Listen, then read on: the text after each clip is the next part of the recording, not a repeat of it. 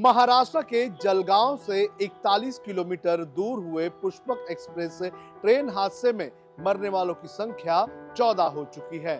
वहीं इन मरने वालों में 4 नागरिक नेपाल के बताए जा रहे हैं। इन 4 में एक नागरिक का नाम कमला भंडारी है, जो अपनी बहू के साथ लखनऊ से मुंबई का सफर कर रही थी।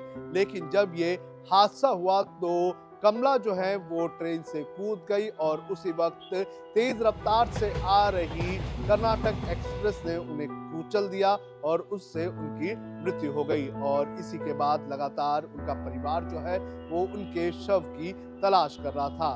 परिवार वालों को किस तरह से कठिनाई का सामना करना पड़ा, इसके बारे में आपको इस वीडियो में जानकारी देंगे। नमस्कार, आप देख रहे हैं लोकमत हिंदी। मेरा नाम है सोनू कनौजिया। बुधवार को जहां पर पुष्पक एक्सप्रेस से ट्रेन हादसा हुआ था, वहां की ट्रैक पर कुछ तलाशते हुए ये लोग कमला भंडारी के परिजन हैं। आपको बता दें कि कमला भंडारी अपनी बहू के साथ लखनऊ से मुंबई के लिए रवाना हुई थी और जब ये हादसा हुआ तो कमला भंडारी सबसे पहले ट्रेन से उतरी थी और फिर तेज रफ्तार से आ रही कर्नाटक एक्सप्रेस ने उन्हें कुचल दिया था। और अब ये जो परिजन है राधा और कमला के बेटे दीपेंद्र, वो यहाँ पर ट्रैक पर पहुंचकर कमला भंडारी के सामान की तलाशी ले रहे हैं। वहीं आपको बता दें कि नेपाल में जब कोई किसी हादसे में गुजर जाता है तो जहां पर यह हादसा होता है वहां की मिट्टी के साथ उस व्यक्ति का अंतिम संस्कार किया जाता है। और इसी के चलते जो उनके बेटे हैं दीपेंद्र और राधा जो है वो यहाँ से मिट्टी भी लेकर जा रहे हैं। आप भी सुनिए क्या कहना है राधा और दीपेंद्र का। नहीं, अभी तक जो भी चीजें कर रहे हैं, जो रेलवे ने किया और रेलवे की तरफ से उन्होंने कुछ पेमेंट भी किया, समथिंग 50,000। एंड देन अभी स्टेट गवर्नमेंट कुछ 1 लाख तक, कितना 5 लाख का कुछ करने वाली है। वो सब डॉक्यूमेंट फिलअप करवाया, हमें फॉर्म फिलअप करवाया है। और मैं मेरा एक बेटे होने के नाते मेरा जो भी डॉक्यूमेंट था मैं सबमिट कर दिया हूँ, मम्मी का भी डॉक्यूमेंट कर दिया हूँ। तो मैंने बॉडी को भी देख लिया हूँ, डेड बॉडी को।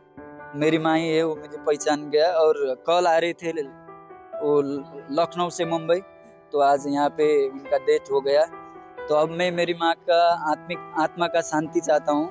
बस अभी तक जो भी प्रोसेसिंग किया है अच्छा किया है। तो इंडियन गवर्नमेंट को मैं थैंक यू कहना चाहूँगा, बिकॉज इन्होंने जो हेल्प किया हमारी, और जो मेरे रिलेटिव थे, जो पत्रकार मित्र जो नेपाल के थे, हमारी ललिता मैम, हमारे राम से जो भी थे, उनको भी मैं थैंक यू कहना चाहूँगा, उन्होंने मदद किया। और अभी हम चाहते हैं कि ये डेड बॉडी को नेपाल तक, हमारे घर तक पहुँचाए।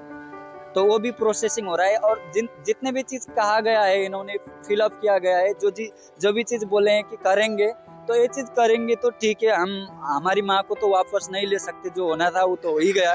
लेकिन अभी जो भी चीज़ें बता रहे हैं, तो अगर वो चीज़ कर देंगे तो हमारे परिवार के लिए थोड़ा राहत हो जाएगा। क्या हुआ था? मतलब एक्चुअल घटना, आग लगी थी या सिर्फ अफवाह फैली थी? क्या हुआ था उस वक्त? आग नहीं लगी थी। जब मैं नीचे आई तो आग नहीं लगी थी। वहाँ पे किसी ने बोला कि आग लगी, तो भागो भागो करने से एक दूसरे का जान बचाने के लिए हम लोग भागे थे। मेरे को भी धक्का दिया, मेरी माँ को भी धक्का दिया। मेरी माँ को रॉन्ग साइड पे धक्का दिया, मेरे को राइट साइड पे धक्का दिया। और उसके बाद मैं माँ को नीचे ढूंढ रही थी, कहीं नहीं मिली माँ। धक्का मारते टाइम सामने से दूसरा ट्रेन आ गया, तो मतलब हो सकता है ये चीजें ट्रेन के अंदर चली गई। तो मैं नीचे आई थी, सब पब्लिक नीचे आ गए थे, मैं ही पीछे रह गई थी। तो वहाँ से मैं देखा, उधर माँ को नहीं देखा, तो नीचे मेरा नजर गई तो वहाँ पे मेरा माँ का बॉडी मिला। उसके बाद में आगे जाकर आपको क्या क्या तकलीफों का सामना करना पड़ा? ऐसा कुछ नहीं हुआ। वहाँ पे पुलिस आ गया, एम्बुलेंस आ गई, मेरी माँ को लेके आया, लेकिन मेरा माँ का सर नहीं मिला कहीं भी। ऐसा बताया जा रहा है कि जब ये हादसा हुआ तब आपके कुछ मोबाइल्स वगैरह, पैसे कुछ चोरी हो गए वहाँ पे। चोरी हो गया या क्या हो गया, माँ के पर्स में था। जब मेरे पास आया तो वहाँ पे कुछ नहीं था। तो इस हादसे में मरने वालों की संख्या 14 हो चुकी है, जिसमें से 4 नेपाल के नागरिक बताए जा रहे हैं। और इन नेपाल के नागरिकों के जो बचे हुए जो लोग हैं उनके बारे में जानकारी इकट्ठा करने का काम पुलिस और प्रशासन कर रहा है।